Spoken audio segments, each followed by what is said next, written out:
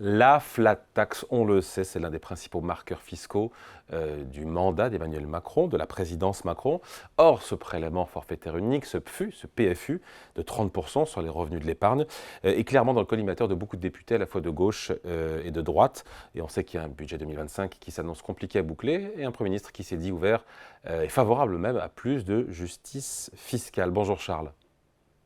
Bonjour David, bonjour tout le monde. Charles Sana, fondateur du site Insolencia, et merci d'être avec nous sur Boursorama. Déjà, on rappelle un peu, pour le commun des mortels, le fonctionnement de la flat tax, les gains donc en capital, l'épargne au sens large, pas l'immobilier, intérêt, dividendes, plus-value.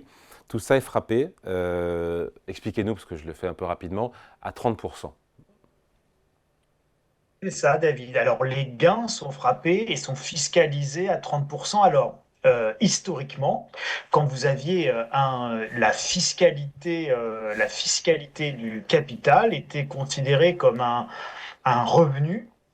Et donc les revenus du capital étaient taxés historiquement et classiquement et basiquement pour simplifier Au barème de à l'impôt l'impôt sur le sur le revenu. revenu. Voilà. Donc, si vous étiez dans une haute tranche d'imposition, eh bien évidemment, vous vous retrouviez à payer des sommes bien plus importantes qu'avec la flat tax. Je résume, la dernière tranche du barème de l'impôt sur le revenu, c'est 45%. Donc, sur les revenus du capital, vous aviez le méchant riche qui avait eu l'outrecuidance de percevoir au malheur et désespoir des revenus, je précise tout de même, légaux de son capital, et donc ils étaient taxés à 45%, plus, David, ne l'oublions pas, les prélèvements sociaux, 17,2%. Et donc, quand vous faites l'addition du prélèvement quand vous remplacez évidemment le barème de l'imposition aux revenus à 45% plus 17,2% de prélèvements sociaux, soit la modique somme de 58,2% d'impôt sur ce que vous gagnez, et que vous le remplacez par, mon Dieu, un impôt qui vous fait quasiment un prix réduit et une ristourne de 50% à 30% qui était le PFU, le prélèvement forfaitaire euh, unique sur vos gains du capital, eh bien pour les riches, mon Dieu, quel cadeau fiscal. D'accord, oh, vous avez raison, mais juste, on parle des actions, on parle de l'assurance vie, on parle du bitcoin, enfin des cryptos, voilà, tout type de capital hors immobilier. Vous avez oublié quelque chose, David. Vous avez oublié les dividendes que peuvent se verser tout simplement les petites entreprises, les petits entrepreneurs qui n'ont pas forcément de visibilité à 10 ans sur leurs gains, si vous voulez. Quand aujourd'hui vous êtes à la tête d'une boulangerie, qu'on vous augmente le prix du gaz, que la farine, c'est l'inflation, vous ne savez pas combien vous allez gagner à la fin de l'année. Donc qu'est-ce qu'ils font les petits patrons? Ben, ils payent d'abord le salaire de leurs salariés, ensuite ils payent toutes les charges, taxes, cotisations que l'État vient leur imposer. Ils respectent à peu près toutes les normes et puis ben, ils se versent généralement un salaire très faible qui est de l'ordre du SMIC. Et puis, ils viennent compenser ce salaire à la fin de l'année en fonction de ce qui reste, évidemment par des dividendes qui sont taxés au PFU et donc à 30% également. Alors, si on remet en cause ce prélèvement forfaitaire, soyons clairs, en fait, c'est pas les grands riches qu'on va aller frapper, c'est avant tout les petits entrepreneurs et bien entendu, surtout les petits épargnants moyens plus, les classes moyennes, David. Pourquoi? Bah parce que Non, parce que les Anis, classes moyennes, elles sont peut-être en tranche marginale d'imposition à moins de 30% au barème de l'impôt non, sur mais le c'est revenu. non, mais c'est non, non. Mais alors, David, d'abord, je voulais juste reprendre le barème de l'impôt et j'invite tous nos spectateurs, téléspectateurs, auditeurs et passionnés d'éco à aller reprendre simplement le barème de l'impôt sur le revenu. On est dans la tranche à 41% à partir de 82 000 euros. Je reprends. On est dans la tranche à 41%, donc 41% d'impôt sur le revenu plus 17,2 de CSG CRDS, vous arrivez à la modique somme de presque 50%, 47,2%. Non, qu'est-ce que je Non, vous raconte? 60. N'importe quoi. Vous arrivez à Mm. 58,2%, excusez-moi David, 58,2% en étant dans la tranche à 41%, donc vous êtes presque à 60%. Donc vous êtes presque à 60% à partir de 82 000 euros de revenus par an. Je ne vous dis pas que 82 000 euros de revenus revenus par an, quand on gagne le SMIC, c'est pas beaucoup d'argent. C'est évidemment beaucoup d'argent. Mais quand vous gagnez 82 000 euros par an, soyons sérieux. Vous n'êtes ni un milliardaire, même un millionnaire, et certainement pas un super riche. Quant à Agnès Verdier-Molinier de l'IFRAP, il me semble avoir entendu dire chez l'un de nos confrères que dans les fortunes 500 de Challenge, vous aviez dans les 500 plus grandes fortunes françaises, c'est Challenge, le magazine qui fait un classement annuel, 70% de ces fortunes-là sont déjà plus en France. Donc, si vous voulez, les super riches, il y a suffisamment de mécanismes d'optimisation pour eux. Donc, ceux qui vont être frappés par une remise en cause du prélèvement forfaitaire unique et libératoire, cette soi-disant flat tax, c'est pas les gros riches, ce sont, comme toujours, les petites classes moyennes. Ça rapporte combien à l'État aujourd'hui, cette flat tax actuellement? J'ai retrouvé le chiffre 6,8 milliards d'euros. J'arrive pas à me dire si c'est beaucoup ou pas, et s'il y a un manque à gagner par rapport à la situation d'avant, quand les gains en capitaux étaient taxés, enfin frappés, à la tranche marginale de l'impôt sur le revenu. Vide, arrêtez d'être intelligent et de poser des bonnes questions parce qu'en fait, je crois que c'est pas le débat. Je crois que tout le monde s'en fout. Ce que vous dites, excusez-moi de répondre aussi vertement, mais je crois que la question que vous vous posez, elle est bonne, elle est légitime, et c'est comme ça que le débat devrait être abordé.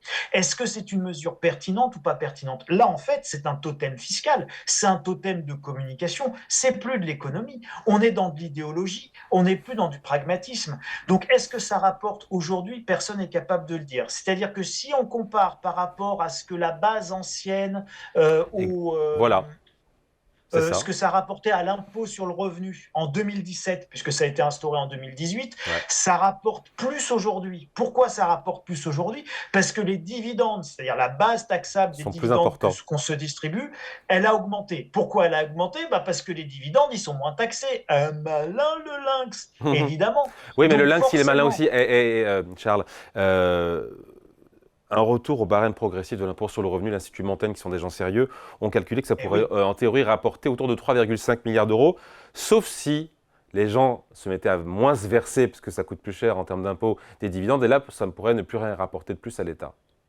Eh bien, c'est exactement ce qui va se passer, parce que évidemment, on s'adapte. Donc, les banquiers s'adaptent, les compagnies d'assurance vont s'adapter, les particuliers, les investisseurs vont s'adapter. Donc, vous allez avoir des effets de bord absolument majeurs. C'est pour ça que je vous dis, c'est un totem politique, c'est pas une approche fiscale, et ça peut avoir des effets. Enfin, c'est pas ça peut, ça va avoir des effets après désastreux sur l'investissement et les investissements que les gens vont pouvoir faire. Et donc, la, la, la l'accumulation de capital financier qui est important pour pouvoir développer nos activités économiques quand on raisonne macroéconomie.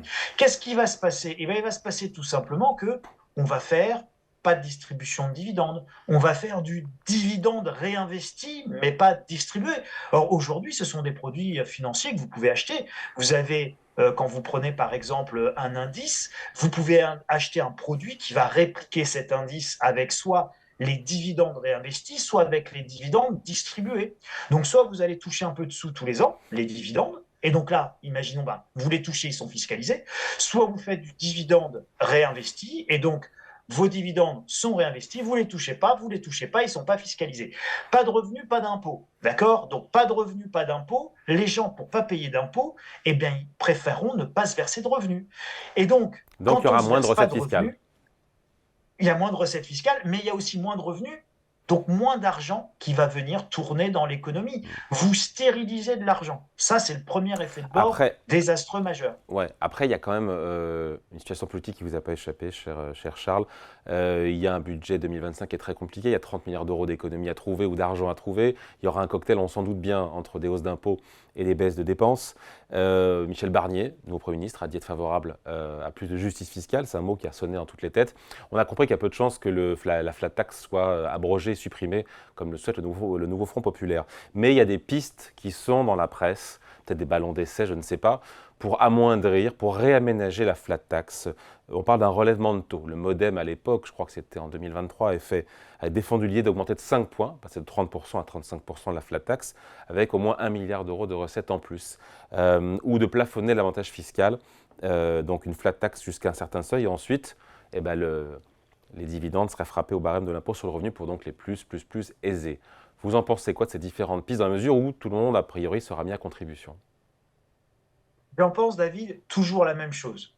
Dans ce pays, seule chose que savent faire nos dirigeants, c'est demander aux gens qui ont déjà travaillé 40 ans de travailler plus. Alors vous avez la moitié de ce pays qui fiche rien. Et c'est de demander à ceux qui payent déjà énormément d'impôts d'en payer encore plus, alors que ce ne sont pas des super riches, mais des classes moyennes ou des classes moyennes supérieures, qui font la richesse intrinsèque d'une nation. Donc, si vous me demandez mon avis, ma réponse, elle est extrêmement claire. Quand on a dévoyé la solidarité au point où c'est le cas en France, où les dépenses sociales sont à peu près tout et n'importe quoi, jusqu'à la réindexation de pensions de retraite qui sont à 5 ou 6 000 euros par mois, et on vous indexe des retraites avec une augmentation de 5 ou 6 en raison de l'inflation, alors que le retraité perçoit déjà 5 ou 6 000 euros par mois, de la même manière que une petite pension de 1 200 euros par mois, je pense que là, vous avez un gisement d'économie et de recettes qui est absolument considérable. Donc, je considère qu'il ne faut pas taper sur les productifs, sur ceux qui travaillent, qui payent des impôts et qui cotisent. Je considère qu'il faut essayer de Mais remettre s'il tout le faut monde au faire un travail. gest, s'il faut faire un geste de justice fiscale augmentée de 5 points, cette flat tax, est-ce que ce J'entends serait pas, non mais dramatique? pour moi, non, non mais David, pour moi le terme de justice fiscale, il est absolument inaudible dans un pays où vous avez 60%, plus de 60% de la dépense du PIB qui est de la dépense d'État, de la dépense publique. Je rappelle au passage que quand plus de la moitié d'un PIB est constitué de dépenses publiques, ça sert plus à rien de compter le PIB, vous êtes plus en économie de marché, vous êtes en économie socialiste, administrée, pour pas dire en Corée de l'Ouest, la France devenant la Corée de l'Ouest économique, et le pays de l'OCDE qui est le plus taxé avec la plus forte dépense publique. Donc, aujourd'hui, la hausse de la fiscalité, ce n'est pas, ça ne sera pas, et ce ne sera jamais de la justice fiscale, Hmm. c'est du vol Oui, mais pur et simple. j'entends, mais après, il y Simplement. a des Donc, non, politiques non, non, mais, économiques non, à non, mais il mener. faut dire, non, non, mais David, il faut dire les choses telles qu'elles sont. C'est pas de la justice fiscale, c'est de la pommade pour faire passer des hausses d'impôts qui pèsent toujours sur les mêmes. Donc, c'est de la communication, c'est de la manipulation oratoire et sémantique pour faire passer la pilule d'une hausse de la Est-ce que ce fiscalité. serait catastrophique d'un point de vue économique que la flat tax passe de 30 à 35%? C'est pas un bon marqueur. Je vais vous dire, je préfère qu'on augmente. Alors, un point de CSG, c'est 16 milliards d'euros. D'accord? Vaut mieux augmenter la CSG qui est sur une assiette très large de 1 ou 2 points que d'augmenter la flat tax. Ça, c'est mon point de vue. Après, si on considère que des grosses entreprises versent trop de dividendes, si elles versent trop de dividendes, ces grosses entreprises, les CAC 40, etc., si on considère qu'elles versent trop de dividendes, c'est parce qu'elles font trop de bénéfices. Si elles font trop de bénéfices, pourquoi font-elles trop de bénéfices? Ils ne sont pas faits en Le France. problème, Ils sont pas faits en France, les bénéfices des boîtes du CAC 40, vous ben, le savez, hein. ils sont pas faits en France. Eh ben voilà, merci David. On est dans un monde qui est ouvert, qui est mondialisé, qui a plus de frontières, qui a plus de droits de douane, avec la libre circulation des biens, des personnes, des capitaux. Bon. Donc, à partir du moment où on a construit un monde comme ça, on doit avoir une fiscalité qui n'est pas confiscatoire par rapport aux pays avec lesquels nous sommes en concurrence. Et c'est aussi à l'aune de ce facteur-là qu'il faut évidemment appréhender cette suppression de la flat tax, qui, à mon sens, serait très contre-productive. C'est sans doute, moi qui ai toujours été très critique à l'égard du Mozart de la finance, puisqu'on se retrouve quand même avec 3 000 milliards d'euros de dette après son septennat, c'est pas un résultat brillant. En revanche, il y a une chose qui a été très positive, et ça, il faut rendre à César ce qui appartient à César, c'est que la compétitivité, ou l'attractivité plutôt, de la France, notamment pour les investisseurs, les start-upers, les créations de start-up, etc., ça a été largement amélioré avec l'arrivée de Macron. Et ça, c'est plutôt positif. Essayons de ne pas le casser. Allez, merci. Point de vue signé Charles Sana, fondateur du site Insolentiae. Merci Charles, bonne semaine, salut. Merci David, merci à tous.